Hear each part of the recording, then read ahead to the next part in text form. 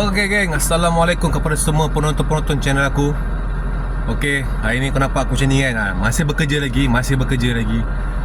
Bekerja cari rezeki. Okay, macam video-video yang aku yang sebelum ni, kau tengok aku dekat site kan. Sekarang ni aku baru dekat site juga. Kerja semalam tak settle lagi. Rupanya banyak sangat masalah dekat signal. Memang banyak sangat masalah.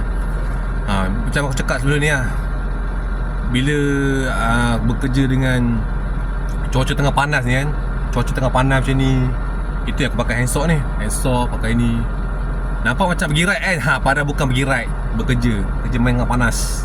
Itulah, aku tengah tunggu member aku belakang ni, tengah ambil satu barang komponen nak tampal, nak pasang dekat signal depan tu dia tak hidup. Sebab ada komplain kan.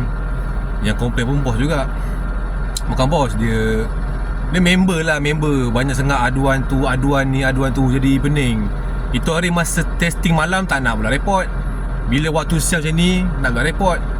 Itu yang jadi macam, aku cakap alang leceh betul lah. Di last minute buat kerja kan, jadi macam tak seronok buat kerja. Duk kacau orang, ni jadinya. Sekarang siapa yang nak tanggung beban? Kita orang tanggung. Dia orang relax bagian-bagian bos issue tak ada apa kita orang tanggung.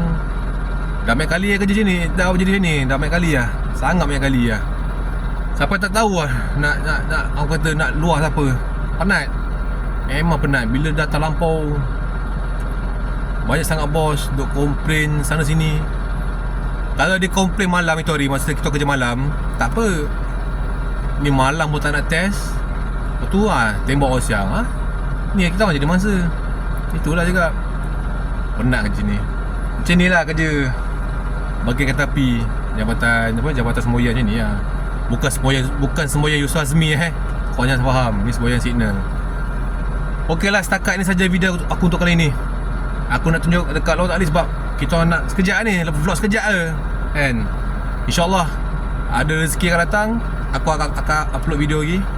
Video pendek lah, tak boleh rekod panjang. Android nanti cepat hang, memori rendah kan. Bukan pakai iPhone. Macam tu lah. Okay geng, insyaAllah ada rezeki kita jumpa lagi di masa akan datang. Aku akan sentiasa buat video, sentiasa update apa yang aku buat, InsyaAllah. Okay geng, Assalamualaikum, jumpa lagi.